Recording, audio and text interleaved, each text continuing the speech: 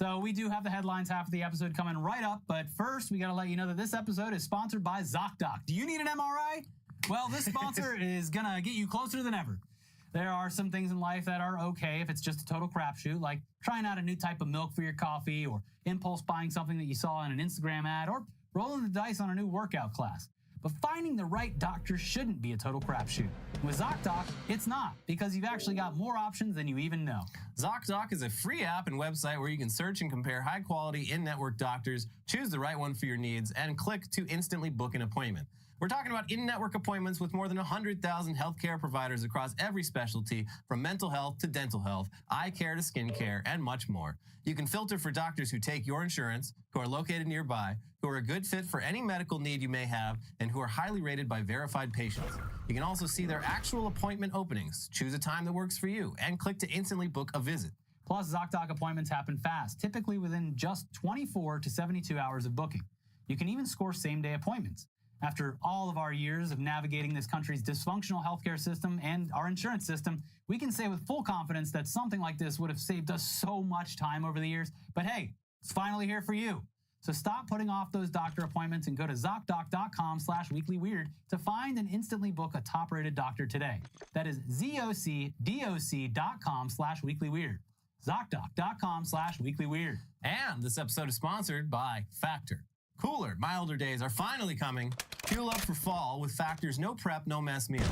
Meet your wellness goals in this final stretch of the year thanks to their menu of chef-crafted meals with options like Calorie Smart, Protein Plus, and Keto. Factor's fresh, never frozen meals are dietitian approved and ready to eat in just 2 minutes. So no matter how busy you are, you'll always have time to enjoy nutritious, great tasting meals. Make today the day you kickstart a new healthy routine. What are you waiting for? With 35 different meals and more than 60 add-ons to choose from every week, you'll always have new flavors to explore. Crush your wellness goals with dietitian-approved meals and ingredients that you can trust. Make your day delicious, from breakfast to dessert. Stay fueled with easy, nutritious options. Treat yourself to restaurant-quality meals that feature premium ingredients like filet mignon, shrimp, and blackened salmon. Keep kitchen time to a minimum. Factor meals are ready in 2 minutes. No shopping, prepping, cooking, or cleaning up. 2 minutes. Enjoy effortless support for your lifestyle. Choose from 6 menu preferences to help you manage calories, maximize protein intake, avoid meat, or simply eat well-balanced. Head to factormeals.com/weeklyweird50 and use code weeklyweird50 to get 50% off your first box plus 20% off your next month. That's code weeklyweird50 at factormeals.com/weeklyweird50 to get 50% off your first box plus 20% off your next month while your subscription is active. All right, now we're getting into the craziest, weirdest, wildest headlines from around the world this week. Starting with some more gun news. Students jump in to help after school resource officer accidentally shoots himself. Oh, hey, look, who doesn't love a classic? Just like that video of the guy that's doing gun safety. So here's how you do gun safety. Oh, I almost shot my dick off. Yeah. I'm good. Just gonna walk this off. So we got fucking armed cops in every public school in this country, and that has, at this point, still to this day, not stopped a single mass shooting from happening. Nor when like 20 or 30 cops show up does it stop. Yeah, I just love the juxtaposition here where the school cop shoots himself and is seemingly helpless, and a bunch of fucking teenagers. They actually they were all trained in fucking CPR. They rigged up a tourniquet. They knew what they were doing. Good. They saved him. If this was, there had to have been some local outlet that was like, officer shot on Officer school down. campus. Because there was something recently where it was like, I think one of the subway things where the cop shot another cop. Yeah, There was an officer shot during an altercation. Multiple occasions in NYC recently where they, to stop someone who skipped paying like $3 for a subway fare, started opening fire in a fucking subway terminal and injuring multiple innocent people, one of which was left brain dead over an unpaid fare. And in one of those cases, the cops, they were shooting so wildly that they shot another cop. And it was initially reported as like officer shot during a gunfire exchange. And goes without saying, obviously, but people are getting shot for fare evasion while the mayor of the city is taking bribes from Turkey to the tune of over $100,000. Also, there is a case to be made that whatever money you're spending to put all these extra cops down there so they can play Candy Crush all day and then shoot wildly at pedestrians, just take whatever you're spending on that and make them and no fares. lower the fares, Yep. or just cover the people that aren't. There's a way to make this work out. Yeah, I think someone ran the numbers, and it was like for the amount that they're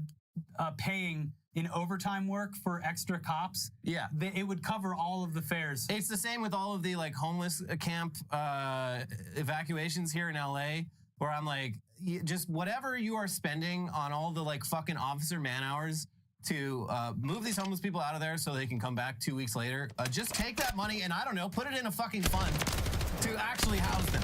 I don't know. Not my job to solve this. It's yours. You figure it out. But moving on, WWE legend Stone Cold Steve Austin doesn't believe in CTE. Sounds like someone with CTE would This say is so. just like out of any sport, even more than football, for a professional wrestler to say, I don't know, CTE sounds fake, is bonkers. They all have fucking CTE. Then this was apparently, it's part of this new Netflix documentary about Vince McMahon. That I haven't seen it yet. So a lot of people are like, oh, but like, people are like, well, Netflix bought the rights to broadcast Raw. So they're obviously going to like acknowledge everything that's wrong, but they're not going to cover the really fucked up parts of it because now they're in business with WWE. Anyway, they did a whole part on Chris Benoit, who annihilated his family and when they autopsied him, his brain was like the most fucking CTE'd brain they'd ever seen. And Stone Cold's just like, it's very strange. Maybe he just misspoke here, but he's just like, yeah, I mean, I had to stop wrestling because I kept hitting my head so much. But also, like, a lot of these guys, they're hitting their head so much that, like, that's like a you problem. You're not wrestling correctly. Like, you're doing a bad job out there. But anyway, CT, yeah, I don't fuck with that. I don't believe in it. This sucks because he is one of, like, seems like a really good dude. Yeah. Has a pretty successful podcast, seems to be well liked. So this is a rare strike against him. Yeah. His like Instagram feed is just him feeding his chickens and playing with his cats. He seems like, in terms of, iconic pro wrestlers, he's pretty all right compared to like, Hulk Hogan. But yeah, just very odd. Yeah, CT. No, Chris Benoit, he killed his wife and 7-year-old son because he just didn't like him. That's why he did it. Ugh. Argentina and Venezuela issue arrest warrants for each other's leaders. Cool. This is a cool escalation because, like, both of these countries, like Argentina is this test case of like libertarianism, and it's failing, and horribly. it's failing absolutely miserably. Another stone cold lock from Elon Musk, who was like, Big things coming for Argentina. Meanwhile, up in Venezuela, it's like the opposite. It's like the most socialist country in South America. And they obviously have a lot of problems of their own. Although a lot of them probably stem from the fact that they have U.S. sanctions that makes it much harder to succeed. Yeah. But yeah, they're going at it. There's these two failing countries they're going to arrest each other if they see each other. It's on site. Yeah. Portland mayoral candidate addresses past of 150 parking and driving infractions. Well, not so easy to find a mayor who doesn't suck shit, does it? I don't know. Timeless headline. I don't know if this woman's going to win, but yeah, that is, they're like, okay, so can we talk about the fact that you have 150 tickets? She's like, yeah, I know. It was, that's the past. That was then, this is now. I have friends who I have no idea how they can afford to live because of how many parking tickets they get. Yeah, I mean, I've lived in certain neighborhoods of the city, worked in certain neighborhoods of the city where there were points where I was getting like 1 ticket a month, and it drove me fucking crazy. Yeah. That's a lot of money. Oh, I got an embarrassing story. I went to the movies the other night to see Beetlejuice, which was fine. It was a great movie. I liked it. But they have, you use an app now. You got to put in the... oh, yeah. Some of those lots. I went with a friend, and I was like, oh, I'll pay for the parking. And I put in the person next to them.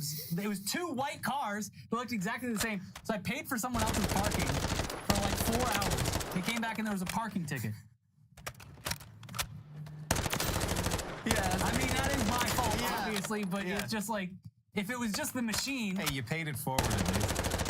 That person probably left immediately. You paid it forward, but you didn't pay it here. Yeah. Well, I learned my lesson. Beetlejuice.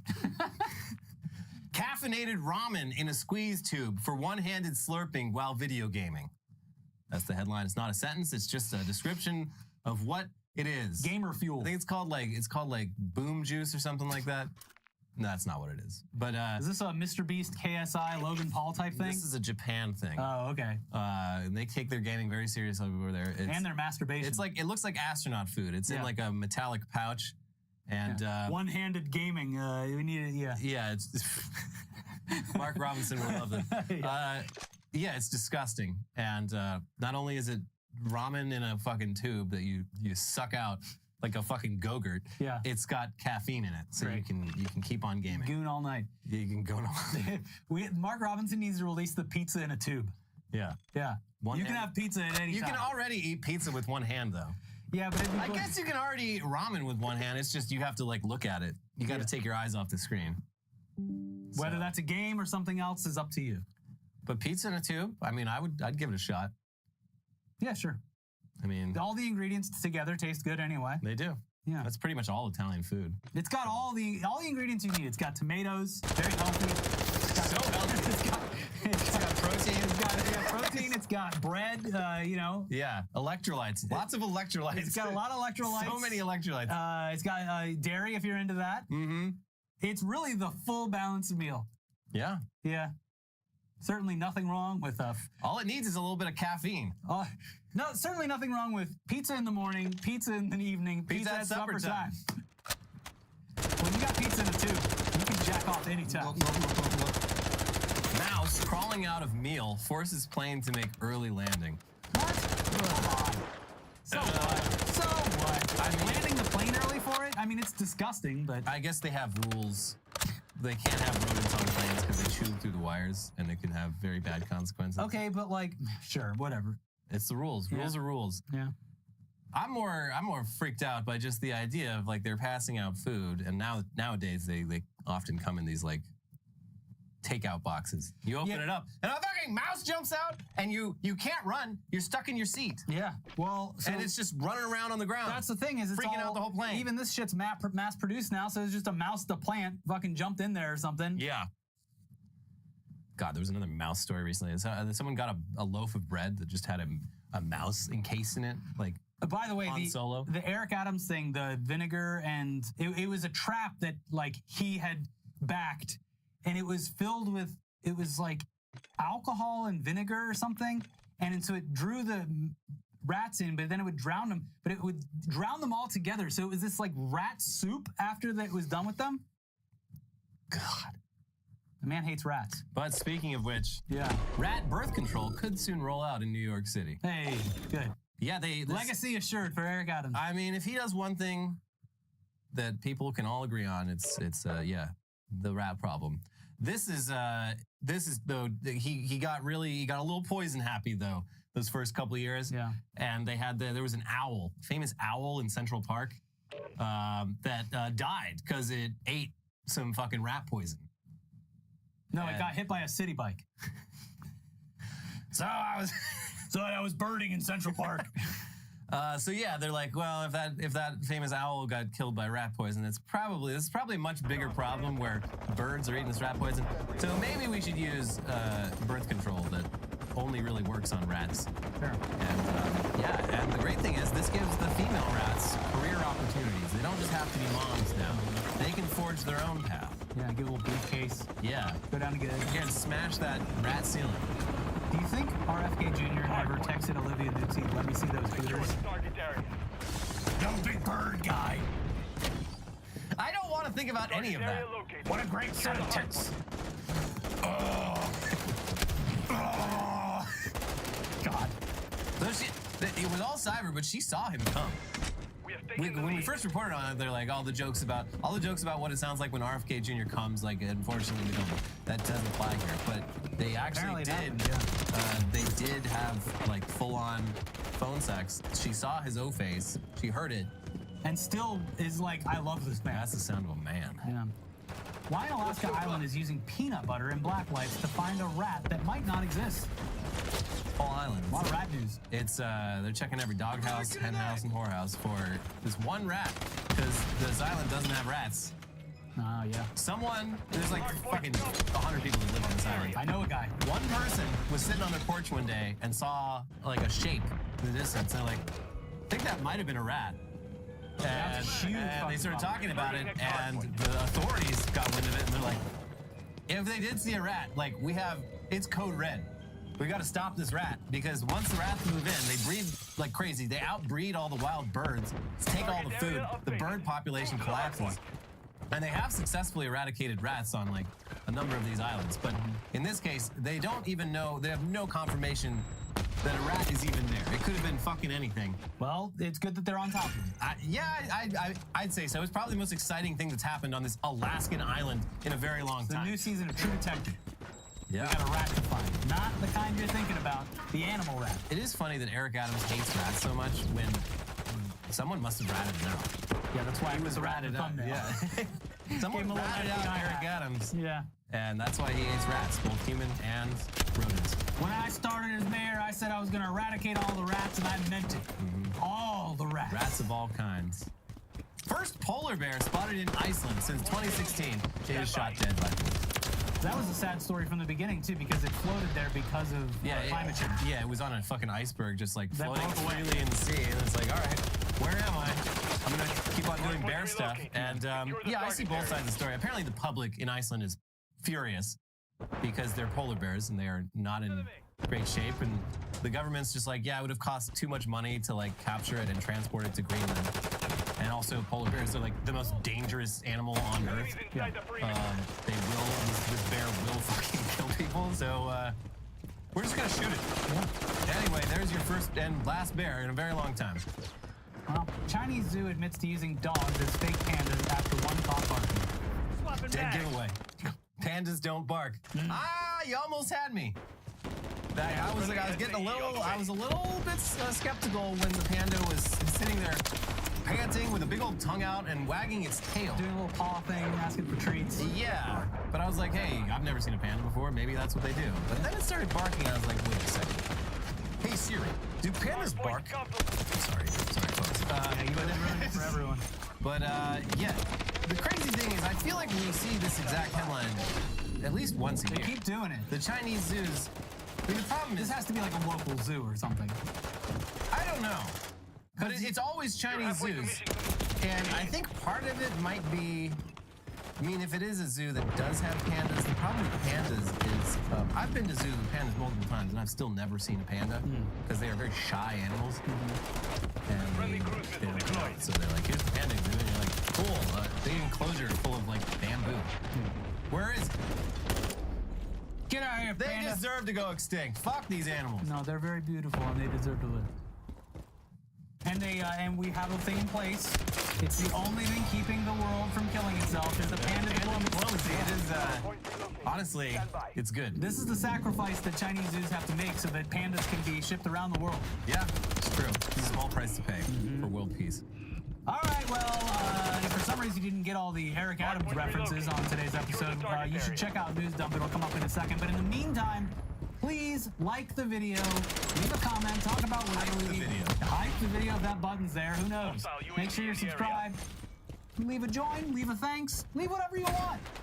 Leave your cares at the door and watch our other videos over here. We got Eric Adams getting fucking, he's arraigned today now, so officially he has been captured. He is going away for a long time. Unless he goes away to Turkey, which, hey, that might happen too. Or Israel. We also have bad news for bad dudes over there. Check both of those out. Today, it's pretty much all updates on stories we've been covering in recent weeks, months, and years. Most of it, of course, bad. But there are still some nuggets of good news in there. And to start us off on a positive note today, we've got the latest update on the status of Alex Jones's disinformation empire. Karma is, unfortunately, not real, but we occasionally see glimmers of it here or there. And Alex Jones's decades of radicalizing and poisoning the minds of his fan base certainly contributed to the sad state of modern political discourse. But calling the Sandy Hook school mass shooting fake and saying the murdered kids' parents are crisis actors has basically cost him everything. Good. And here's the Associated Press this week with the latest on that. Conspiracy theorist Alex Jones's InfoWars media platform and its assets will be sold off piece by piece in auctions this fall to help pay the more than $1 billion he owes relatives of the victims of the Sandy Hook Elementary School shooting, under an order expected to be approved by a federal judge. U.S. bankruptcy judge Christopher Lopez in Houston said during a court hearing Tuesday that he will approve the auctions that start in November. But he said he first must change a previous order to make it clear that the trustee overseeing Jones's personal bankruptcy case controls all the assets of InfoWars' parent company, Free Speech Systems, which is owned 100% by Jones. Now, of course, this isn't definitively the end for Alex Jones. I mean, InfoWars is Alex Jones, and Alex Jones is InfoWars. But this leaves the door open for someone else to swoop in and pick up where he left off. And Jones has enough die-hard fans to at least attempt starting over from scratch. Despite the pending loss of his company, Jones vows to continue his talk shows through other means, possibly including a new website and his personal social media accounts. He also has suggested that InfoWars' assets could be bought by his supporters, allowing him to continue hosting his show as an employee under the InfoWars brand in their home city of Austin, Texas. It's very cut and dry that the assets of Free Speech Systems, the website, the equipment, the shopping cart, all that can be sold, Jones said on a recent show. And they know full well that there are a bunch of patriot buyers, and then the operation can ease on. Not so subtly asking all of the very, very rich, very conservative people out there to please help. I think Elon's going to give him his own X-exclusive show. Yeah, exclusive. Expo Wars. Yeah, he's one of the top users. You know, Elon's pretty dead on with Elon's politics.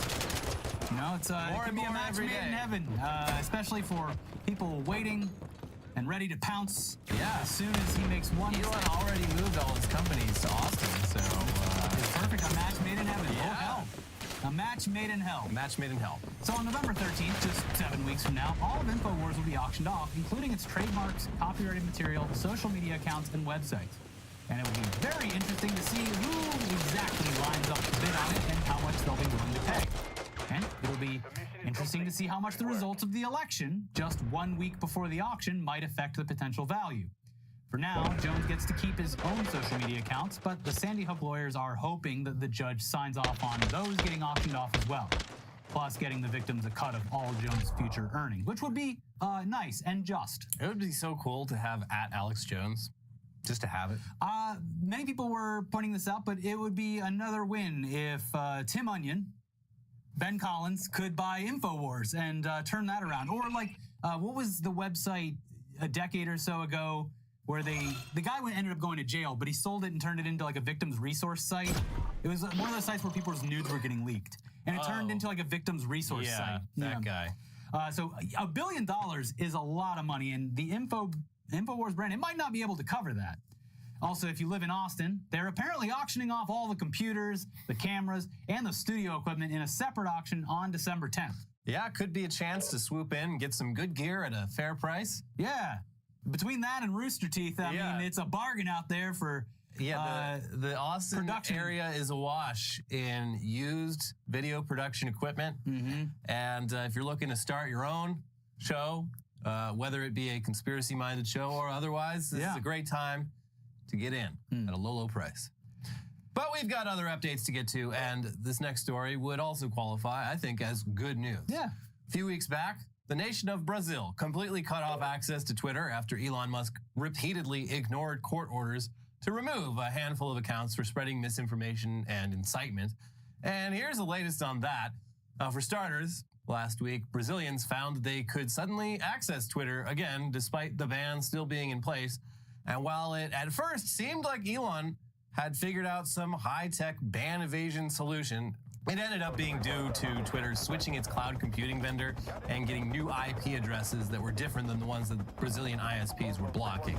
It's easy to see this as being a actual masterful gambit from Musk, but Cloudflare, the new cloud vendor, said that the switch was agreed on months in advance, and judging by how quickly they tried to set things right with the Brazilian government, it definitely seems like they did not intend to get involved in a geopolitical mess, and we're happy to clean it up. We don't want any of that smoke. No, please. So, anyways, it was quickly blocked yet again.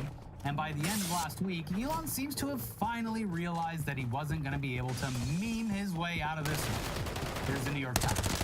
Elon Musk suddenly appears to be giving up. After defying court orders in Brazil for 3 weeks, Mr. Musk's social network X has capitulated. In a court filing on Friday night, the company's lawyers said that X had complied with orders from Brazil's Supreme Court in the hopes that the court would lift a block on its site. The decision was a surprise move by Mr. Musk, who owns and controls X, after he said he had refused to obey what he called illegal orders to censor voices on his social network. Mr. Musk had dismissed local employees and refused to pay fines. The court responded by blocking X across Brazil last month. Now, X's lawyers said the company had done exactly what Mr. Musk vowed not to do: take down accounts that a Brazilian justice ordered removed because the judge said they threatened Brazil's democracy. X also complied with the justice's other demands, including paying fines and naming a new formal representative in the country, the lawyers said. I fought Brazil and Brazil won. Well, they certainly did. And again, we pointed out last time, instead of blocking these accounts that were demanded by the Supreme Court in Brazil, he ended up blocking the entire country. The most masterful gambit of all. So yeah, what a cuck. Mr. Free Speech, Mr. Free Enterprise, just utterly debasing himself at the feet of a South American government, pointlessly engaging in a month-long crusade, culminating in him capitulating to their every demand. I mean, this would have been a lot easier if he had simply done what he has done whenever India or Turkey ask him to suppress free speech, and just done what they asked. As for the Bolsonaro-loving segment of the Brazilian population that he has been pandering to throughout this pointless ordeal, well, here you go. Many of the accounts X had been ordered to take down in Brazil belonged to prominent right-wing Brazilian commentators who had once intensely praised Mr. Musk for resisting the court's orders. Some were now conflicted about his backpedaling. Mr. Musk has bowed down. Paulo Figueiredo, a right-wing pundit who had his X account blocked in Brazil, wrote in a post on Thursday when X first hired new lawyers in Brazil, signaling a shift in stance. It's a very sad day for freedom of expression.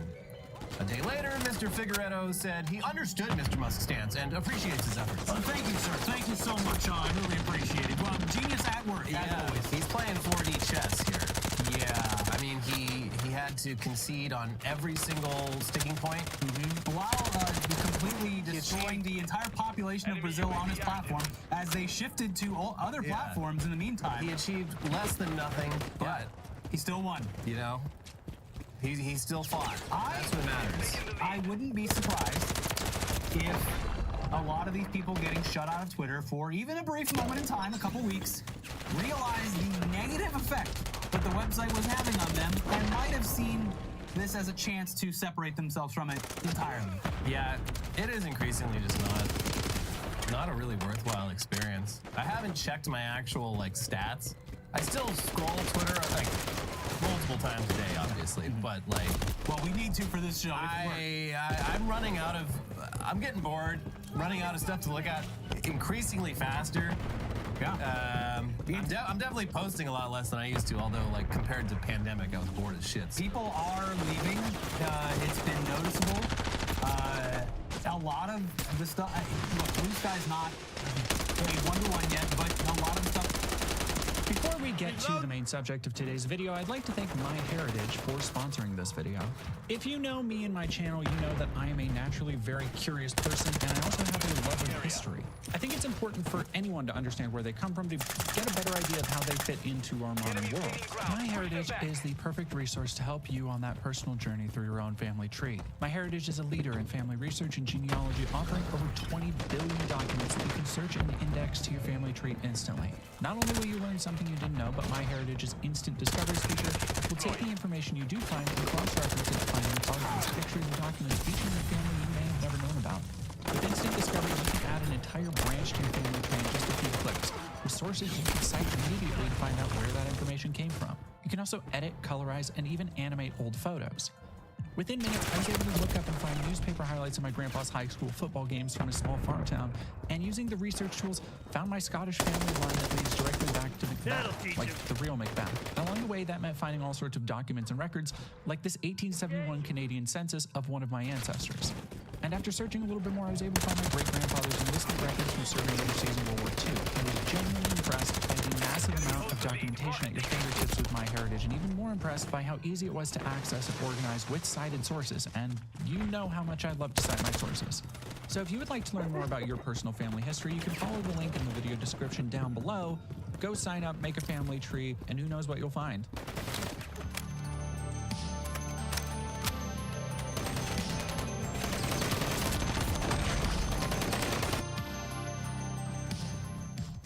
If you have followed my movie review journey this year, I fear it has taken me to the edges of my cinematic sanity. And with Dinesh D'Souza's latest effort, I fear I am finally broken. Where terrible movies like The Firing Squad and God Not Dead 5 fly in the face of believability, common sense, and good taste, they bear the telltale elements most necessary to actually be called a film. They have something resembling a narrative or an attempt at thematic cohesion. Vindicating Trump, Dinesh D'Souza's latest abomination to somehow claw its way on theater screens, is not a film. I'm not sure how to define it, but one thing is for sure, this movie is going to land Dinesh an AVN, like for sure. Maybe even land him in an all-time Hall of Fame, because you'll never find somebody with less of a gag reflex than this. This movie puts him with the all-time best non-slobbers. I'm talking Lana Rhoades, Angela White, Natalie Mars, Dinesh D'Souza. For those who don't know, Dinesh is a conspiracy theorist who likes to pretend he was a political prisoner of Obama after he broke campaign finance violation law for donating $10,000 to a candidate, then instructing two other people to donate $20,000 that he would then reimburse. The limit was $5,000, and he pled guilty in court. Still, it's important to bring this up because Dinesh loves to misrepresent and completely twist reality for his own ends. For example, this comes up even in his film as being targeted by Obama, and not just the fact that he broke the law. This is his MO, to purposefully misconstrue at every turn, to angle every aspect of his films to lead someone to a predetermined conclusion. If you thought Matt Walsh was manipulative of his subjects, you ain't seen nothing yet, because literally every interview in this thing, interviews of subjects he already agrees with and are personal friends, consist of mainly him making assertions to them that they agree with. But that is only half of the movie. While half of this unholy aberration resembles the shambling corpse of a documentary, the rest of it is entirely fictional. It's hard to explain properly without sounding completely unhinged, but here it goes. The point of these sections is to show that Trump is a wonderful, amazing person. These documentary sections are intercut with a cadre of Dinesh's local civic theater actors acting out an entirely fictional attempted satire, depicting the deep state literally conspiring against Trump. And with Dinesh's sweeping cinematic vision, this comes across like Tommy Wiseau tried to do Aaron Sorkin. So let's get right into it. This is a straight up propaganda film. Goebbels would pop a stiffy over the bootlicking Dinesh does. This film is not meant to convert or convince anyone of anything. This is instead more like those internet videos you leave on for your cat when you leave home, except for grown adults who vote for Trump. As such, Dinesh opens by laying out the narrative he's following through a montage of footage from the 1980s to today. That starts the film. It depicts Trump as a rogue, brilliant real estate mind who powered his way to the top, a living embodiment of the American dream who just loved America so diddling dang much, he decided to run for president to save us from China or whatever. And then when that opening montage is done, Dinesh opens by literally saying the first words in the movie: Donald Trump is unquestionably the most unique and charismatic individual we've ever seen lead the country. Maybe ever. Dinesh says that nobody's more famous, that rap stars love him, that he's the living embodiment of the American dream.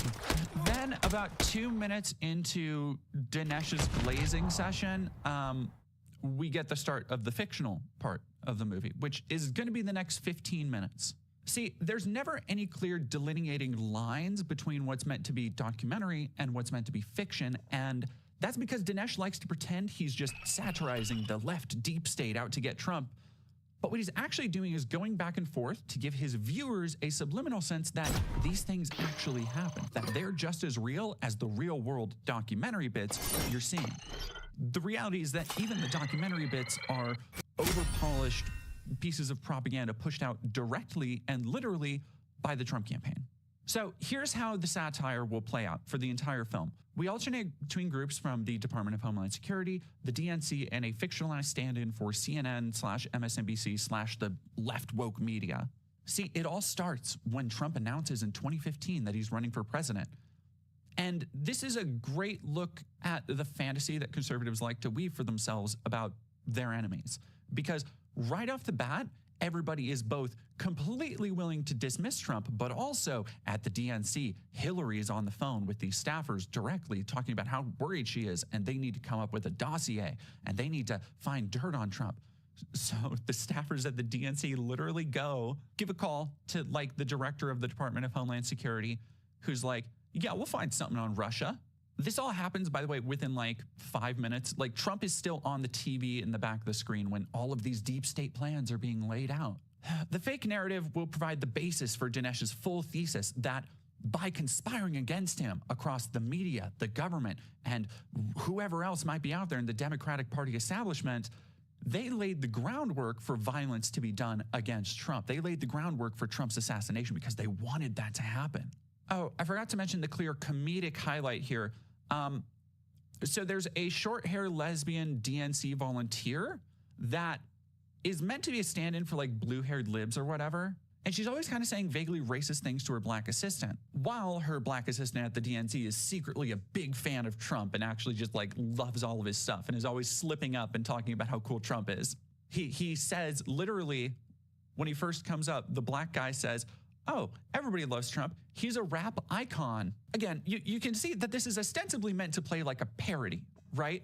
But just like in Lady Ballers and Matt Walsh's movies and everything else, conservatives can't help but try and portray the world they believe exists, even trying to make it funny. One where the Democrats are the real racists, yet according to Dinesh, black people love Trump because he's a rap icon. Nothing racist about that assertion, Dinesh. Other than this, I am not even going to try and sum up these sections because they are all incredibly boring and incredibly repetitive. They're basically summed up as a bunch of cackling villains sitting around a table going, we need to frame Trump, and then going, why is none of this working? The American people just love Trump and freedom too much. And while it's played off satirically, it's also meant to be a serious representation of how people like Dinesh want their base to see the Democrat establishment, whoever the hell that might be. So after like 15 minutes of this completely inept, poorly paced, poorly shot community theater troupe, then we get to something vaguely resembling the shape of a documentary. Dinesh just jumps right off of that onto writing it crazy style. Like, he just immediately talks about how Trump is so beloved, any of his supporters would take a bullet for him. And then he compares him to Lincoln, and we get a flashback to Lincoln, like teaching in a schoolhouse. And he talks about, throughout the film, he just talks about how Lincoln and Trump are so alike because Lincoln was such a reticent leader who was hesitant to take the reins of power, and Trump doesn't want to be an American Caesar, which is just not the case. Like he literally, part of his thing is about how Trump doesn't want to form a political dynasty in this movie. One of the three main interview subjects, all right, the three main interview subjects are Trump, Laura Trump, and Trump's lawyer. Dinesh says the existential threat to America is from within, of dictatorship and tyranny, as they play footage of like BLM riots and Palestine protests with no real connective tissue to how these things are all related. And then there's literally a shot where Trump morphs into Lincoln, like the face of Lincoln anamorphs into Trump, and it's horrid. So after completely glazing him up in a way that would make Krispy Kreme envious enough to do cyberpunk-style corporate warfare, Dinesh says, let's go find out who Trump really is from the people who know him best. And you might think, oh, like former friends, maybe sexual assault victims. No, it's people who have a vested interest and are directly tied to his campaign, and all of their success hinges on Trump's success. So like, they're just not going to say, they would never say anything bad about him, literally, like probably contractually. So he goes to Laura Trump and Trump's lawyer, and together, along with Trump, these three make up a majority of the documentary section. Given how much this obviously came together after the assassination attempt, it's entirely fair to say that this movie was probably made in like less than a month. What revelations do these Fox News Barbie knockoffs give about Dinesh's Orange God Emperor? It's such rousing insight, like Laura Trump saying, people forget Trump is a human being, a real person. That's a direct quote, by the way. People forget Trump is a human being, a real person. and saying he sacrificed so much for this country. This is a point that they really like to hit on over and over again, is how much Trump sacrifices. By the way, all of the interviews they do are at Mar-a-Lago. Now, nothing is really shown or explained for their testimony, making this a great example of what I said earlier, how this film isn't made to convince anyone, but to placate the already convinced. It's like Cocoa Melon for people who aren't allowed to go to Thanksgiving anymore. They want to talk about how Trump is just so likable and he's so funny, and the first footage they show of him being funny is just him like insulting people and telling a transphobic story on stage.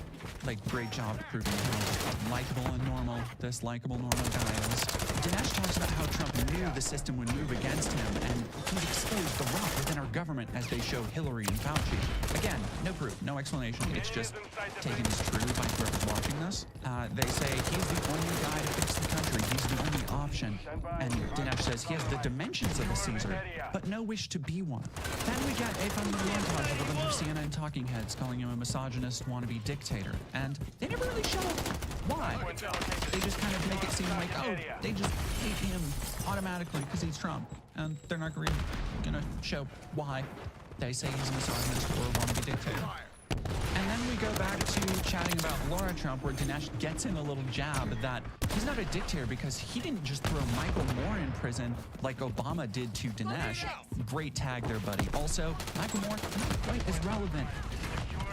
Not that you're relevant now, but like, what is Michael Moore doing in the Trump era?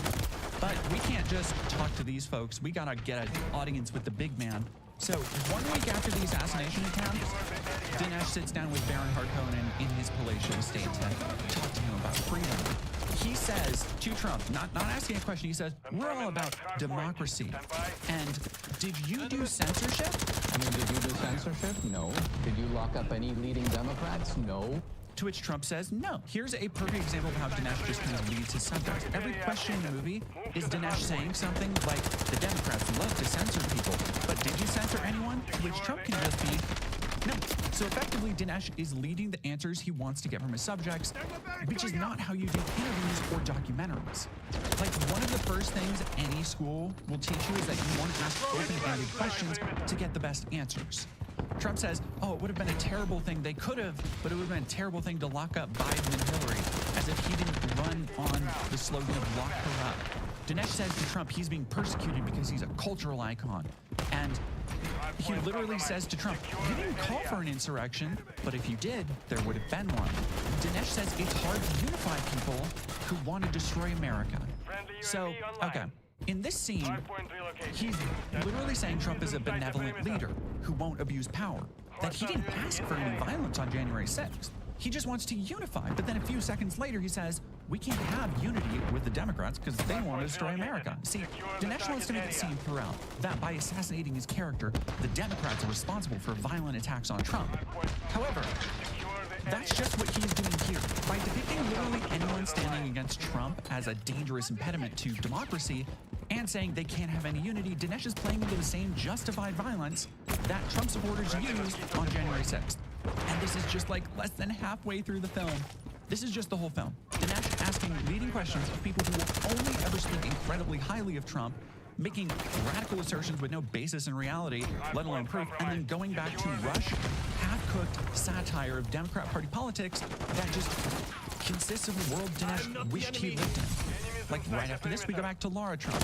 And I'm distracted because Laura Trump's varicose veins are like that of a 90-year-old. It's like Sylvester Stallone's arm veins popped off of his arm and just formed their own little arms to have veins on. And they're talking about Trump and how much people loved him and loved the economy. And then we get some like bullshit stock footage that plays over a Trump speech as they're talking about how great he dealt with COVID.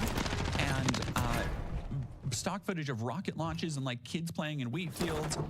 And Glory, Gloria, Hallelujah is playing, and this is entirely unironic. Like, this is played straight.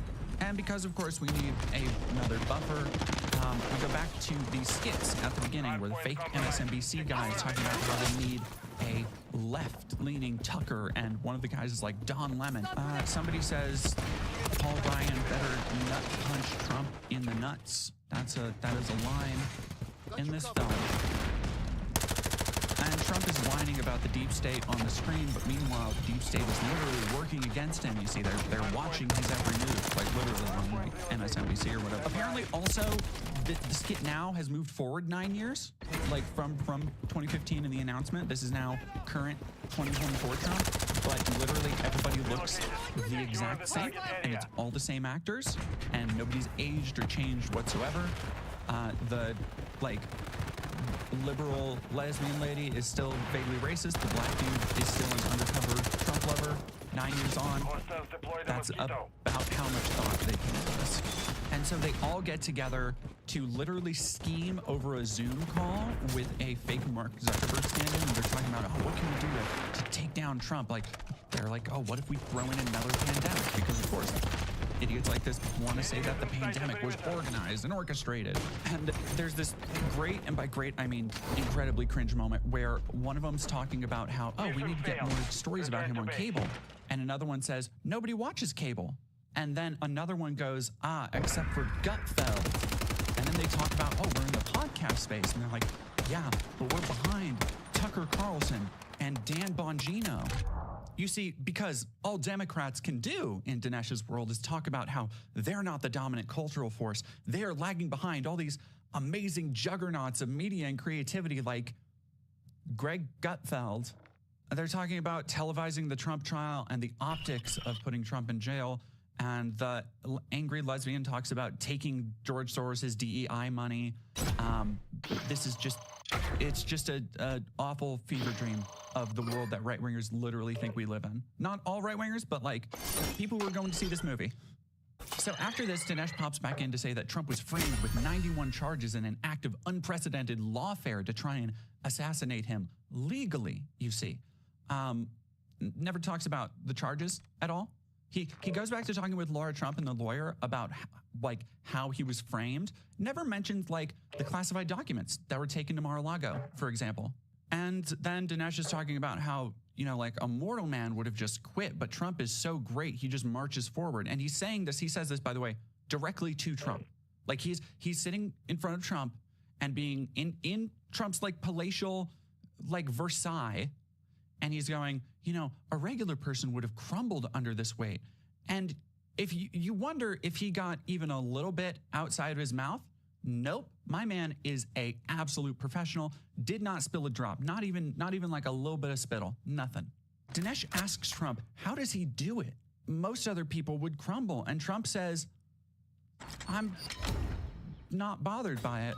Like, it's very funny that Dinesh is obviously trying to set Trump up to make some grand speech about the nature of leadership and freedom, but Trump just doesn't care. Like, he does not care. And he's always just answering like, whatever.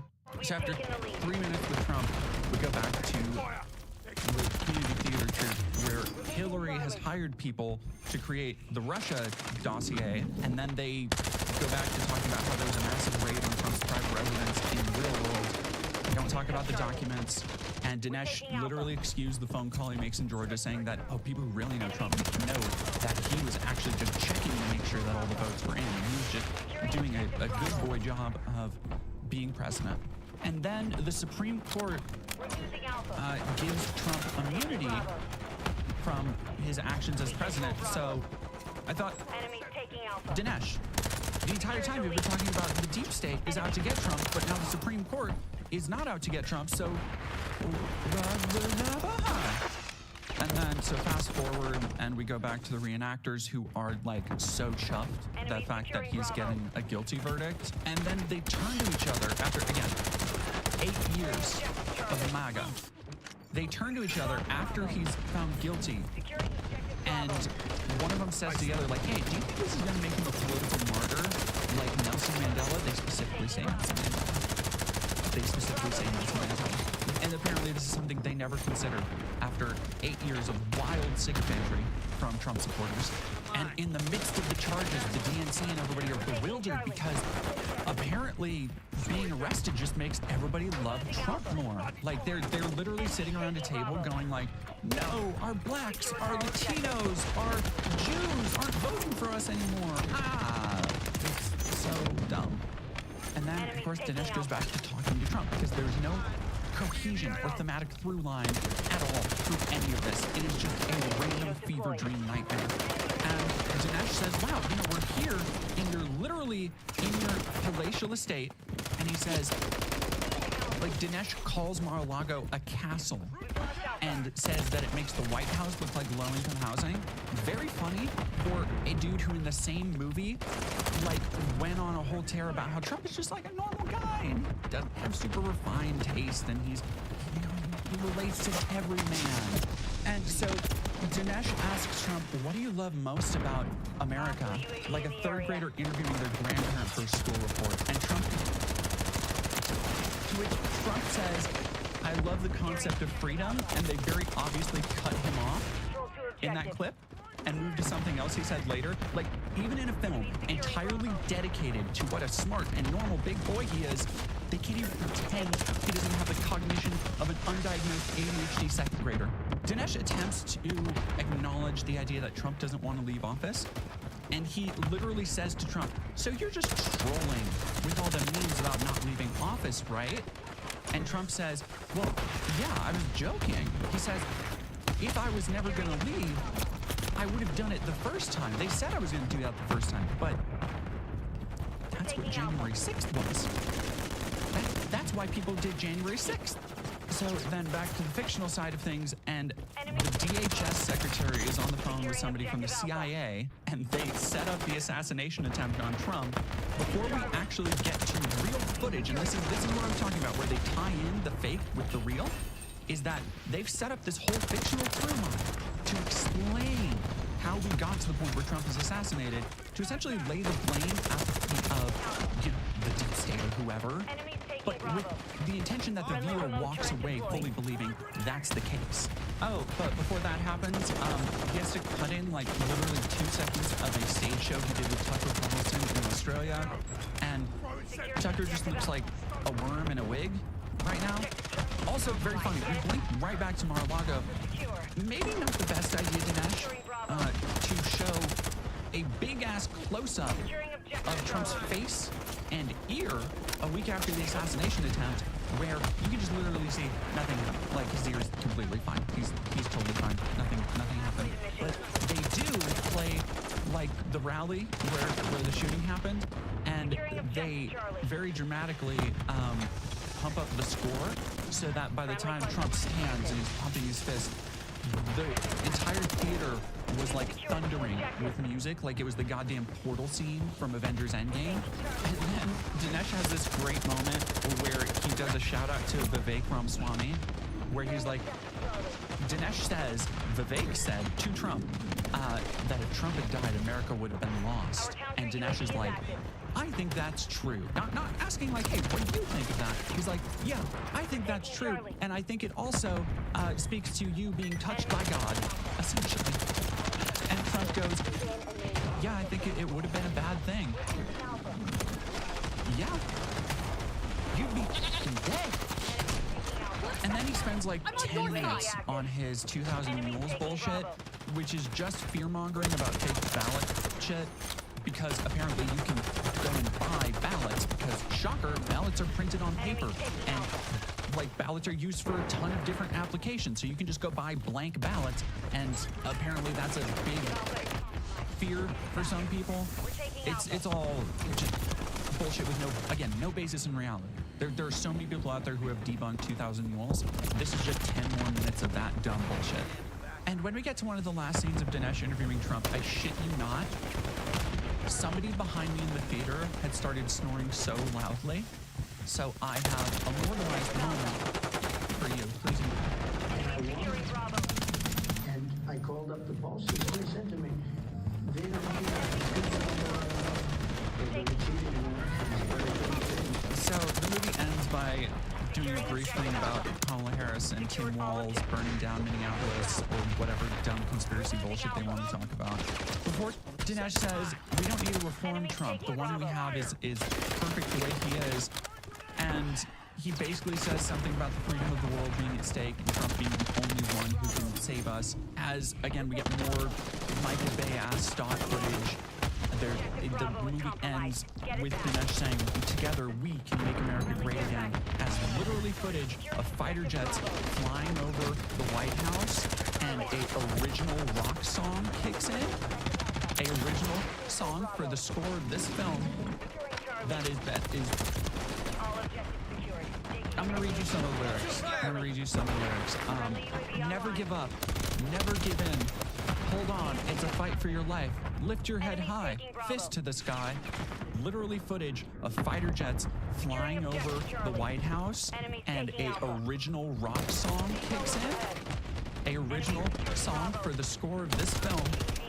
That is. I'm gonna read you some of the lyrics. Never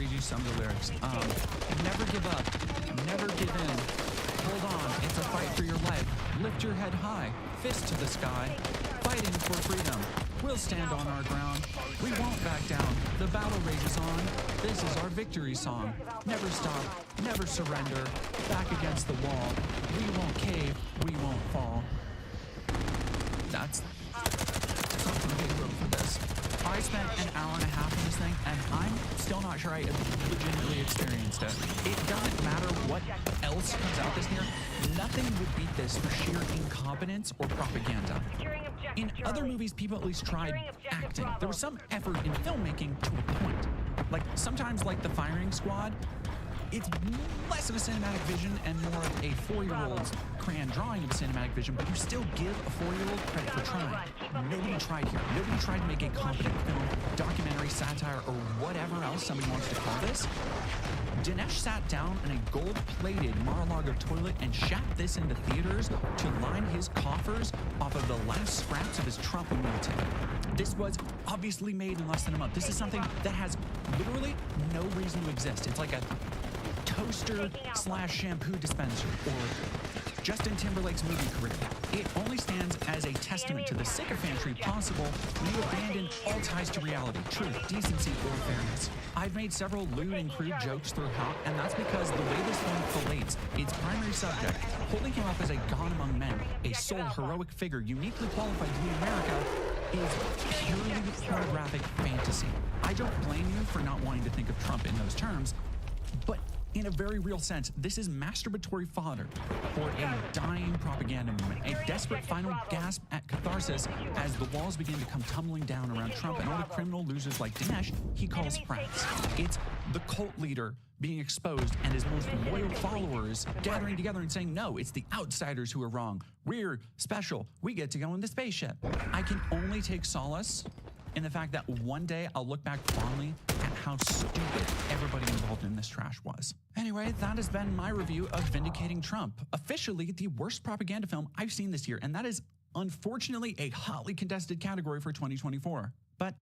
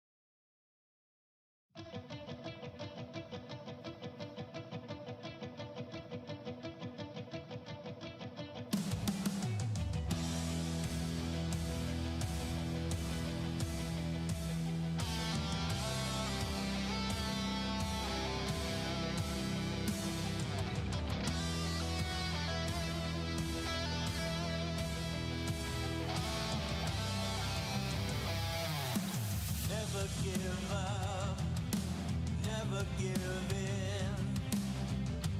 Hold on, it's a fight for your life. anyway, beautiful people, I want to thank you for watching today's video, and don't forget to check out myheritage.com in the link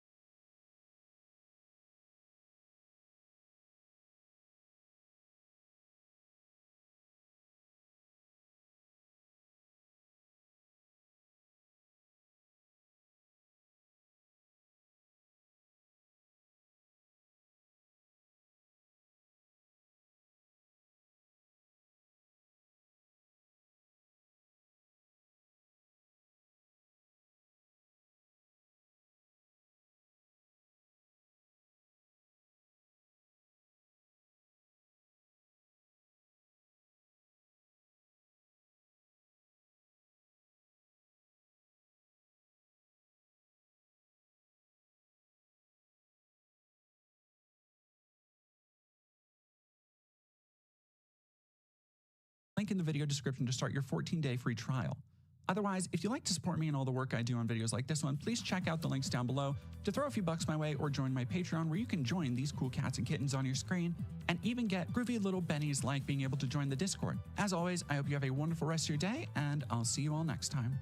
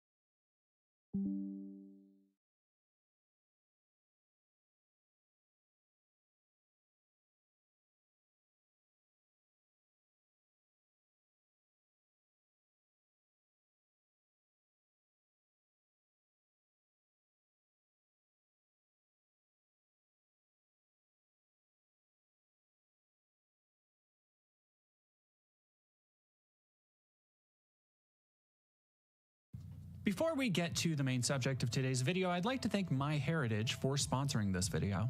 If you know me and my channel, you know that I am a naturally very curious person and I also have a love of history. I think it's important for anyone to understand where they come from to get a better idea of how they fit into our modern world. MWIII is the perfect resource to help you on that personal journey through your own family tree. MWIII is a leader in family research and genealogy, offering over 20 billion documents that you can search and index to your family tree instantly. Not only will you learn something you didn't know, but MWIII's Instant Discoveries feature will take the information you do find and cross-reference it to find new articles, pictures, and documents featuring your family you may have never known about. Within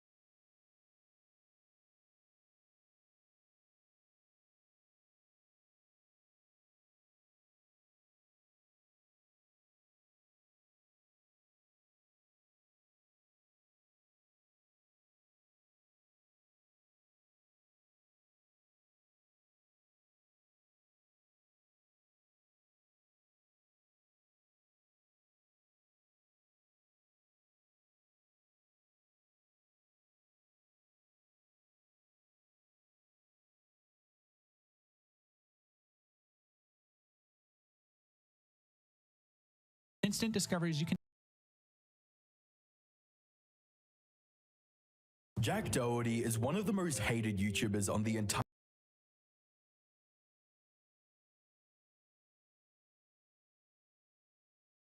Hello, my name is Emily. I present to you the nice guy roommate. My dog attacked my stalker after he broke into my house. Now my sister-in-law says my dog is too dangerous to be around my 4-year-old niece. Weird guy shows up at my parents' house at 1 a.m. looking for me and using details of my life that were valid 20 years ago.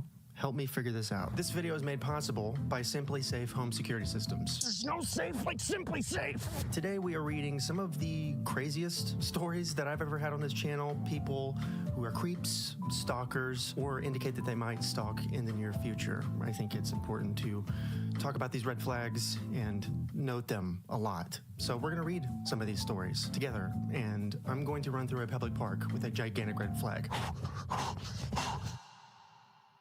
I present to you the nice guy roommate. So a bit of context here, this girl had a roommate who expressed his feelings towards her a few weeks prior and she wasn't into it. And that led to this series of very alarming texts. The texts start with them talking about how he sent her flowers to her workplace. She starts off with saying, "What's up with that?" And he said, "Shuck face" to a photo. I don't know what that means. And then he said, "Oh, wow, they made it cool. Just wanted to wish you a happy day and a good week. It doesn't mean anything too much. If it bothers you, you don't have to keep them. Sorry if I offended you. This is my workplace and it's not appropriate. That's okay, but please don't let it repeat. Thank you." That's crazy. Didn't know something nice would get me into a truckload of problems. You're gonna have a whole plow truck of problems if you don't cool it, pal. This is a scary situation. It is. But it is funny to act like sending gifts to your uninterested roommate's workplace is no big deal. It's so ridiculous that it crosses over into being funny. Like, "Oh, I'm sorry. You didn't like your life-size teddy bear from CVS and your vacation invite to Boca Raton. I guess my friendship is offensive." Unbelievable. Just toss them, thanks. I'm going to be searching for a new place. I'm completely embarrassed by this. I will let you know when I find something. That's okay. You're right, it is okay. I will not be kicked in the heart anymore. Being a nice guy has done me no justice other than my job. You're a very hurtful person and you know how to kick someone down. I am more overwhelmed than a fly dodging spiders on Halloween. Sorry, I don't want to get into this now because I'm at work and people called out, so I'm swamped, but I appreciate you being nice and all, but with everything you told me a couple weeks ago and now at my workplace, which I take very seriously, it made me very uncomfortable.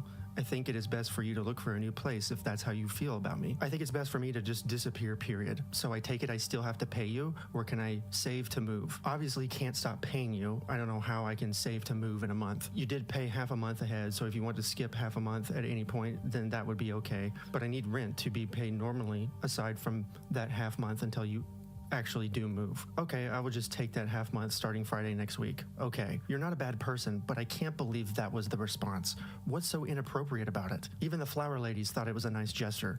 You said you can only offer friendship, and I took it as that. Can I not care about you without you thinking I like you? Like, WTF did I do wrong here? No, you don't get flowers for your friends, bud. You out here picking petunias for your pals. No. I heard you crying your ass off last night, and I felt bad. Can you not see I have a heart and care? Not sure what men have done to you in the past, but clearly nobody has ever done something nice for you. And then her car says, "I'm driving."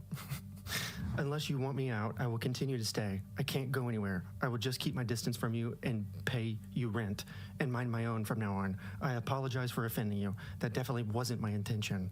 I can't go anywhere and I don't want to try. Let's just move on from this whole thing. I'm just baffled you said that. It almost feels like her car is being sassy. Like, you know you're annoying when a car is irritated at you. Like, we're driving. God. Dude, you just pissed off like a Pontiac Solstice. You gotta get your life figured out. I'm sorry I came into your home and created feelings for you. It was kind of hard not to. But I see now you want to be left alone. I had no idea this would upset you this much. It's never my intention to upset you or make you feel that way. And then a while later, he said, "Can we have a one-on-one chat today when you get home?" We need prayer. We need a Simply Safe home security system. This is simply unsafe. Yeah, that chat's going to be exactly what we think it is. It will only escalate. It won't end ever. And it's the perfect example of why we need home protection, especially this lady, because the danger is coming from inside the house because it lives there. Quick story, which is unfortunately true. A few months ago, my girlfriend and I were settling down for bed, and we heard gunshots that were so close it sounded like it came from our front yard. I, in a panic, ran down the hallway and went to the front door to look through the window, and Kendra got really upset with me and was like, "Why would you do that? They could be right there." And I'm like an idiot, just looking. We didn't see anything, didn't hear anything else. We're very confused. So we eventually just settled down for bed. Very restless night of sleep. But the next morning we woke up and Kendra contacted a friend that she knows at the police department. And they said there was a drive-by shooting at our next-door neighbor's house. 2 men fired over 60 rounds of shots into our neighbor's house, all because our neighbor was not interested in dating one of them. So they fired an AK-47 and a pistol all throughout her house, 10 feet away from my car. We immediately went to go get a Simply Safe home security system, and then now I am partnered with them. And is this video sponsored? Yes, but I'm serious about this. You gotta protect yourself from these creeps. And this thing, it makes us feel like we live with Secret Service. We have roommates now. We do. There's indoor cameras and outdoor cameras. There's motion sensors that can detect break-ins, fires, floods. There's a panic button. There's an app where you can control all the cameras and look at them. It's great. Oh, and there's this 24/7 lifeguard protection where agents can respond to the motion sensors within 5 seconds and call the cops. They can speak to the intruder through like the little indoor camera and threaten them. That'll make you feel your britches, right? It would make me feel mine. And they can give key details to the 911 responders, so you don't have to. So if you want to beef up your home security game, Simply Safe let me give you folks 50% off your system, a free indoor security camera, and a free first month when you sign up for core monitoring. You can visit this little link. Visit simplysafe.com/pointer and customize your setup. There's no safe like Simply Safe. My dog attacked my stalker after he broke into my house. Now my sister-in-law says my dog is too dangerous to be around my 4-year-old niece. Yeah, a lot going on here. This is kind of a complicated story, but I'll just get into it. I used to be in this controlling, kind of abusive relationship. When I finally broke it off a year ago, my ex started showing up in places, trying to get me to take him back. Eventually, it developed into full-on stalking. He would show up at my work and started waiting outside of it after he was banned. Leave notes on my car when I was at the grocery store, leave all kinds of flowers outside my house, and then stick angry notes on my door after he saw me throw them in the trash. Wrote me all kinds of weird, obsessive emails and letters. I've had to change my phone number 3 times. The behavior escalated over time and got scarier and more threatening. In one instance, he started a small fire in my driveway, but the police couldn't get enough evidence connecting him to it. It was after that instance I put cameras in my yard. I previously only had them pointing at the doors. Make different decisions. I was horrified to learn that the police couldn't do anything about any of this until my stalker actually was caught doing something illegal, like breaking into my house, at which point I might already be a goner. I decided I wasn't spending the rest of my life waiting for the other shoe to drop, so I got a handgun and a concealed carry permit, took some self-defense courses, and started doing strength training. Yeah, how is this not more a restraining order? I don't understand. Maybe some of you do. I don't. I mean, these cops have this poor woman training to be a Green Beret. This is unbelievable. I also looked into getting an attack dog, but after all the money I'd sunk into my other methods of protection, they were prohibitively expensive. So I went to my local animal shelter and got the scariest, meanest looking dog I could find. This is where Thor comes in. He's a 100-pound American bulldog who looks like he'd rip your throat out on sight, but is basically a gigantic teddy bear. He loves every person he's ever met, is incredibly sweet and gentle with my 4-year-old niece, enjoys other animals, and even loves the mailman. I kind of just accepted that he probably wouldn't do anything to protect me from my stalker, but it didn't matter that much because having such a huge dog made me so much more confident. I brought Thor everywhere I could and was working on getting him trained enough to be an emotional support animal so I could bring him inside places with me. I absolutely would not do this until he was trained well enough to not disrupt a regular service dog. Last month, I woke up in the middle of the night to Thor whining. I was groggy and thought he had to go to the bathroom, so I got out of bed and opened the door. At that point, my house alarm went off, and pretty soon after that, I was face to face with my stalker. There's so much soil in my pants I could grow crops. I started screaming and went to run for my gun, but before I could do anything though, Thor ran across the room in full attack mode. The memory is really blurry for me, but there was blood all over my living room, and I remember my stalker was eventually able to escape, at which point Thor chased him outside and then came back to me. When the police showed up, they said Thor was a hero who'd probably saved my life. I don't want to list what they found in my stalker's car after they caught him. Let's and go, I'm shaking Thor! a little as I type this. Human's But I'm best sure friend. he was going to bring me somewhere and unalive me. It looks like he's going to prison for a long time though, so my nightmare is over. You're almost on Dateline.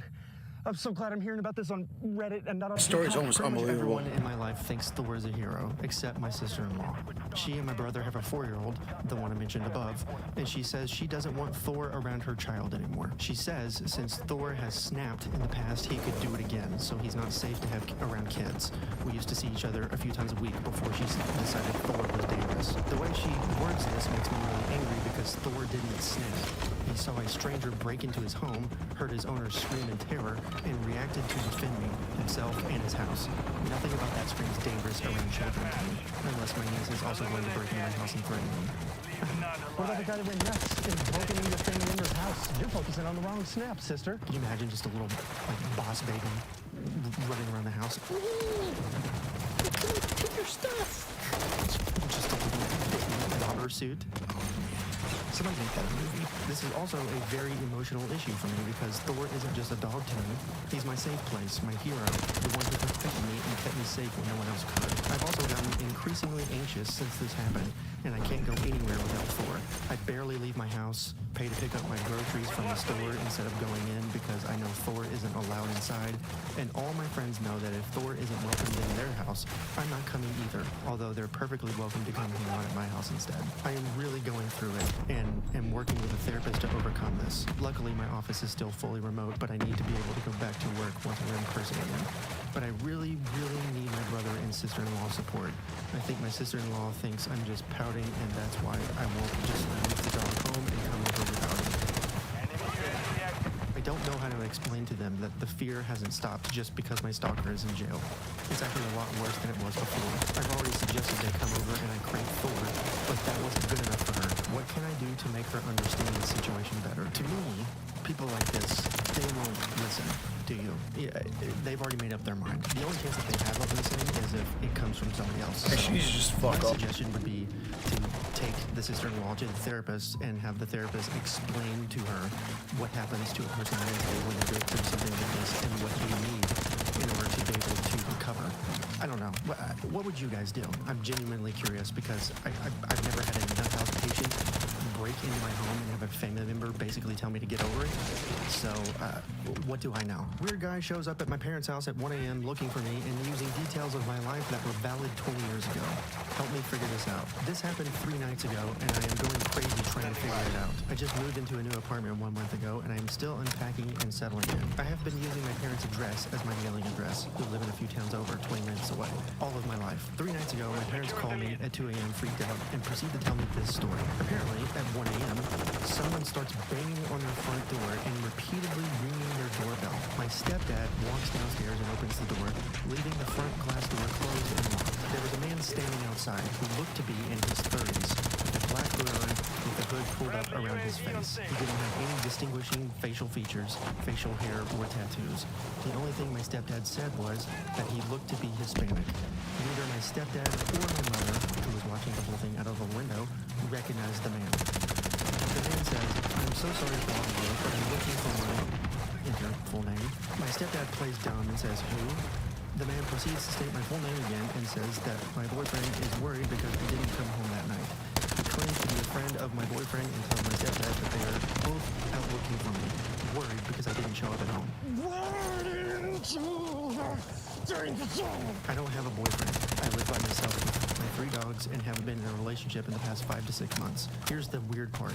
My stepdad asked the guy what boyfriend he was talking about, and the man tells him the name of the boyfriend I had when I was in 10th grade, nearly 20 years ago. My boyfriend in 10th grade has a very, very unique Italian name. I've never met anyone with a full name even close to his. He says my high school boyfriend's name a few more times to ensure my stepdad heard him and repeats that they are very worried about me. Is my stepdad sure I'm not inside? At this point, my stepdad is weirded out and closes and locks the door in his face. The man does not leave. He lingers in front of my parents' house for the next 10 minutes, smoking cigarettes and talking on the phone. Finally, my parents call the cops. About 5 minutes before the cops arrive, the man walks down to the dead end of their block and drives away in a silver car. Stepdad was unable to get the license plate. My parents file a police report and nothing else happens. Witness protection with my whole family. Move to a sandals resort in Jamaica. That's what I would do because I am a coward. I only have time for peace. After I hear the story, I am going nuts over the weird details. How would someone know who I dated nearly 20 years ago, and what would the motive be of making up a story that included that weird detail about my past? I have not had contact with the 10th grade boyfriend in over a decade. Yesterday, I decided to message him on Facebook to see if he has any insight. I tell him the whole story, and he's just as confused as I am and claims to have been recording it. You stand on a dead pile of deception! I am at a loss. I'm also really freaked out that some strange man is going through that much trouble at 1 a.m. to look for me. Any insights or ideas would be greatly appreciated. No, nothing else weird has happened since then. Okay, now, this is where it gets really odd and quite frankly spooky. There are a series of updates here. The first one is dispelling theories that commenters had, so I'll just clip note it because it's quite long. My stepsister and her fiance were at a house party right after the holidays, around early January of this year. While they were there, they started talking to a girl that neither of them knew.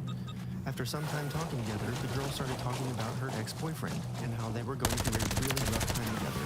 They had just recently broken up, and she felt really bad because he was a wreck over it. Somehow, it came up that this girl's ex-boyfriend was my 10th grade boyfriend, the one with the really unique Italian name.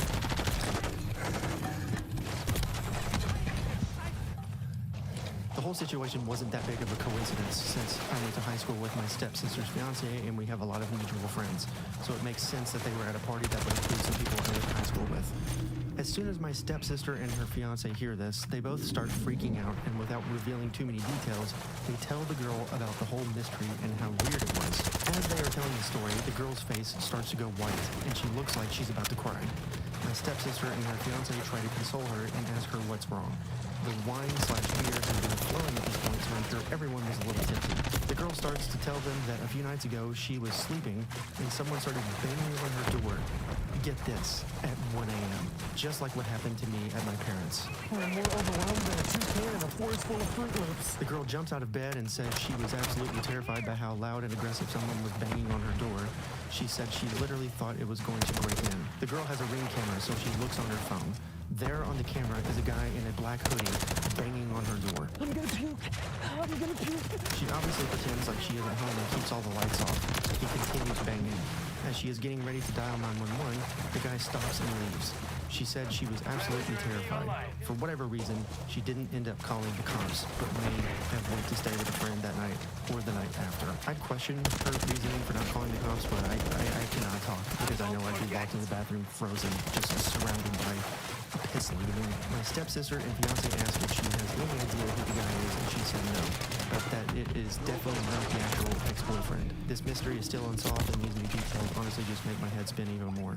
No one else has shown up to my parents' door since the actual incident a year ago. Alright, now it's theory time, because there are a lot of context clues that the original poster left in a third update, which I'll summarize because, again, it's quite long. The 10th grade boyfriend was a drug addict.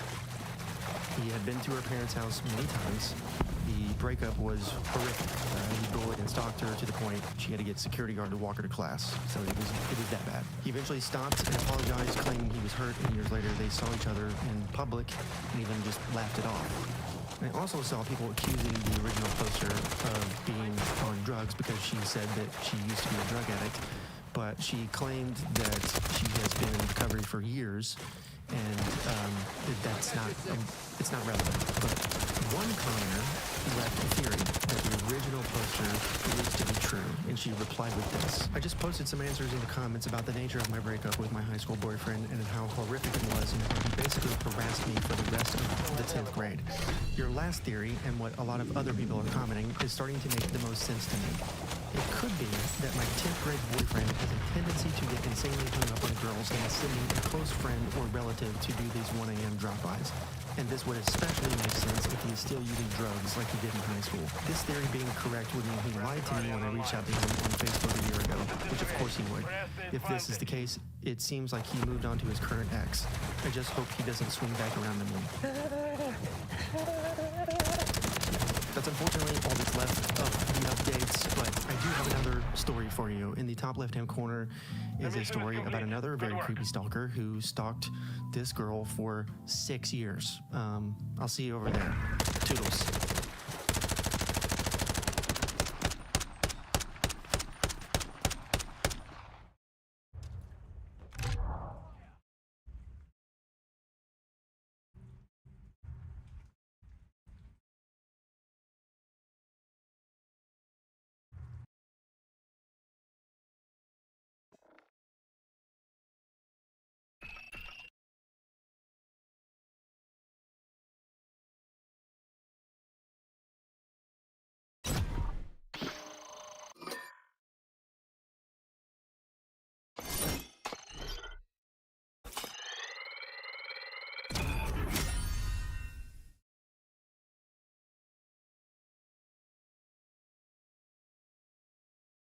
Alright, what's going on, guys? It's Jeff. We're back here over on some more X-Defiant. Real quick, I want to thank everybody so much for all the love and support on the videos. Got a whole mess of games coming here in October. As you guys know, I'm prepared for all of them, and pretty much the entire month of October is filled with games. From Until Dawn to Silent Hill to Dragon Ball Sparking Zero, and who knows, I might really enjoy that whole process and play that. I also went back and played a little bit of Mortal Kombat, not gonna lie. And even though I'm not the biggest fan of Mortal Kombat with the cameos and stuff, they did say that they're gonna be supporting it for years down the road, so I mean, there's pretty much no point in holding out and hoping that there's gonna be a whole new one-on-one Mortal Kombat out there. But anyway, about the grind over here on X-Defiant. So the last mastery camo that was in the game when I was playing last time a couple months ago was Titanium Prisma. All it required was for you to get to level 400 on your weapon. Now they added a brand new one called Pyroclastic. Honestly, looking at it, it kind of looks like a moving obsidian, but it seems like it has veins or cracks in it that glow blue and just kind of move around the weapon. Looks really, really good. This unlocks at weapon level 500. Thing is, that's not the only requirement. So yes, I'm gonna level this to 500, but it does require you to get weapon level 400 on 4 different assault rifles, 4 different SMGs, 3 shotguns, 3 LMGs, 2 sniper rifles, 2 marksman rifles, and 5 secondaries. People are a little confused by this, but it's really not that complicated.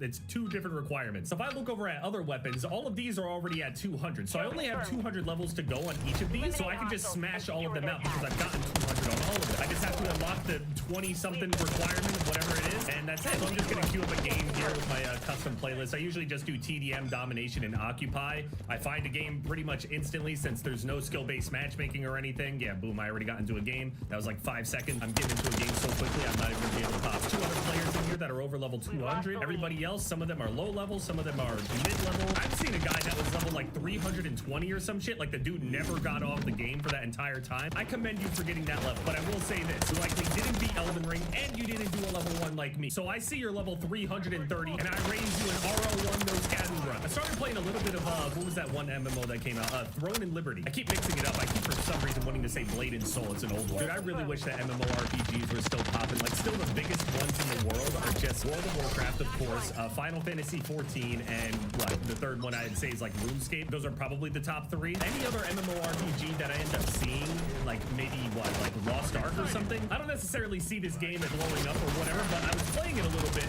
Pretty good. Honestly, I might remove TDM off of the list just for a little bit more like consistent spawning. Really nice thing as well is that I don't have to do any challenge. I'm just killing things and I'm making progress. I don't have to sit around and think or worry about the challenge that I'm doing. It's as simple as just do well, and even then, there's still progress even if you don't do well. You can end up playing an entire game out over on Call of Duty, not finish one of the challenges that you're doing, play the entire thing out, get kills, get XP, but make 0 progress on the challenge itself. Now, I don't necessarily think that challenges are a bad thing. I think they're pretty engaging overall if they're not like egregiously annoying or like have too many prerequisites that aren't really within your control. But it's a very particular thing where you can't really enjoy yourself because of it. You almost feel a sense of guilt when you're not finishing the challenge more efficiently. If you're a grinder, you know what I'm talking about. If you're not, well then, you know, it's not really anything to think about. But if there's a camo that you like, you're still stressing about like, oh, I gotta get crouch kills, I gotta do this. It is stressful and it sucks. Although it does definitely feel a little bit more, I guess, rewarding, but it does kind of balance out overall by not being stressed about doing a specific. Saw that there was a leak out there, or well, okay, I have to press it. From what I understand, it is fake. It was like this clip of somebody recording a screen. They were scrolling through different characters over on Dragon Ball Sparking Zero. It seemed like they were at some kind of event because in the background you can hear like a convention going on. You hear people all walking around and stuff like that. People talking. It's a crowded environment you hear in the background. They're scrolling through Vegeta's forms, and they end up scrolling past what looks like an Ultra Ego form. This is Vegeta's latest transformation, which is basically Vegeta's equivalent to Goku's Ultra Instinct. It's Ultra Ego. The thing is, from what I understand, they can't put anything that's only in the manga. It seems like they can only put things in the game and have some kind of licensing or something, where they're not going to put anything in the game that is from the manga that hasn't been animated. It has to have been animated. So maybe if there was a movie or something, it was a possibility. If it's only in the manga, it's likely not coming. There are characters that were in the manga that we haven't seen yet in Super that aren't even in the game yet. So how could Ultra Ego possibly make it into the game? It turns out that this video of somebody recording with what looks like their phone or something on a screen at a convention, and they scroll past, but they're zooming in like really close on the screen, so that's already like kind of sketchy to begin with, right? But people started breaking it down, going frame by frame, and finding out that like it's just not consistent. Text is off and other things like that. On top of that, though, people are also kind of coping, looking at it like, you know, well, maybe the text isn't there because her Ultra Ego is in a different location, and it does make sense and line up with like the order of what the transformations would be and all this other shit. I was definitely one of those people that was kind of like, you know, I really want it to be real, but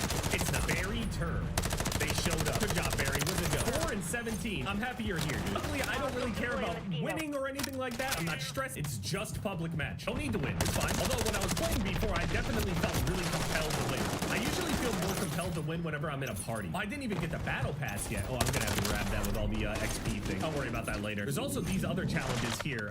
Challenges. There's these right here. Claim this. It gives me a weapon XP. What the fuck was that? Another weapon XP thing. And then there's another weapon XP thing for 50 kills with sniper rifles on here. Even if the shit is fake though, which it definitely likely is, that guy's level 228. Look at that. I'm still obviously gonna pick Vegeta in my squad. Now, I think for the first video that I end up doing on the game, would you guys rather me do the like story mode with Goku, or would you rather see me go online day one? I think I'm going to do both anyway myself, but in terms of the video, what should I do? I could try to do both. Maybe I do like a little bit of the story and then I go online and see what's up. I also contemplated downloading an emulator to be able to go and play Budokai Tenkaichi 3, get some practice in and get a feel for like what the game is supposed to feel like overall. I've watched quite a few videos on it and some pro play. A lot of people can call themselves pro when you don't really have like, you know, an established like league or whatever. At the very least, I knew that the players knew what they were doing. And I think I'm understanding a lot of the mechanics overall, where like you want to hit them with like a regular rush combo, then you want to hit them with some sort of move that kind of staggers them, hit them with another rush combo, hit them with a different stagger, because there's like basically a cooldown. There's a way that you chain them together. So basically, there's an attack and then there's an ender of the attack. You can't do the same ender multiple times in a row and just chain it like indefinitely. You can't do that. You basically have to alternate. So you got like 3 or 4 different ways to do those extensions at the end. You want to alternate whichever ones you're doing. So there's like a rush attack, and then you end up doing like the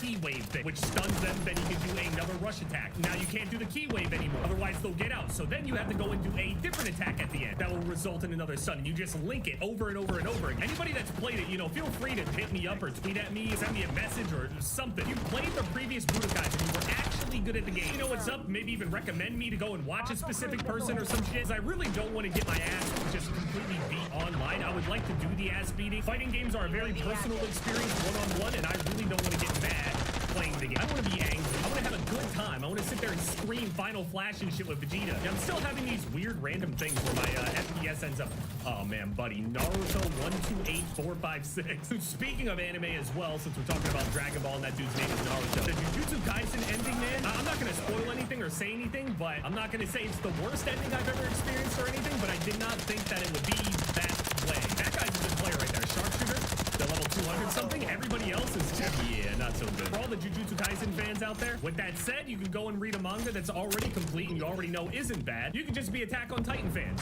Or better yet, although it doesn't have an ending and it's not some, you know, shonen battle anime, read Vinland Saga. Genuinely life-changing. You don't really learn anything or feel like a different person or feel like you grew in any way whenever you're getting involved with the majority of like shonen battle anime. It's just battling. Biggest thing that you can take from these is like, don't give up and fight really hard and you can always reach a new level or something like that. But past that, I mean something much deeper than that. Not as simple as don't give up. Vinland Saga can change your entire fucking perspective on shit. Like, you can have like an existential, entire demeanor shifting realization reading that shit. Now, if that's too intense for you and you can't handle that, that's completely fine. I'm just letting you know, if you want some real, impactful, life-changing shit, read Vinland Saga. I saw some people talking about, oh, in season 2 it was boring, blah, blah, blah. I feel so bad for you, but that's okay. I benefited from reading it. You can just miss the benefits. It's fine. Anyone that does take my recommendation, though, you're welcome. I'm able to get 100 levels probably within a couple hours on this game, so long as I'm doing well, which is pretty often. I'm really enjoying the feel of this game, and also the other thing is that having a good shot on this game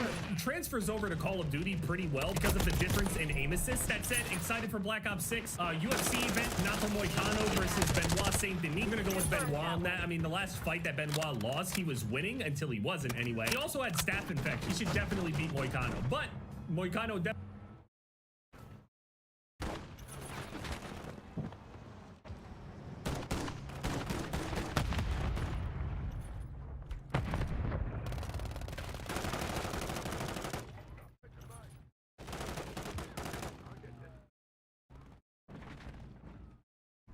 We're getting hit hard.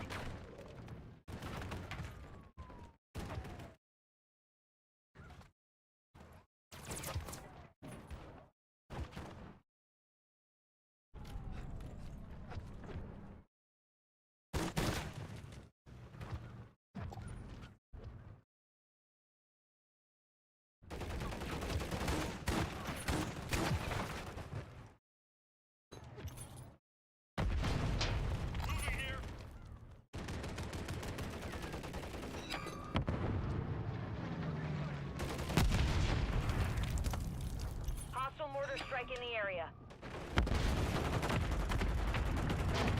Definitely has the tools to be able to beat Power Puncher, Wrestler, Grappler versus a more rangy yet more submission style grappling BJJ type of fighter in Moicano. I don't think the matchup is very good for Moicano overall because I feel like that he can be met and contested in the grappling, which was his biggest strength. Whereas Saint Denis has multiple ways to be able to finish this fight. With that said, I mean, maybe he gets another staph infection, gas is out, who knows? Check out X Defiant, free to play, why not?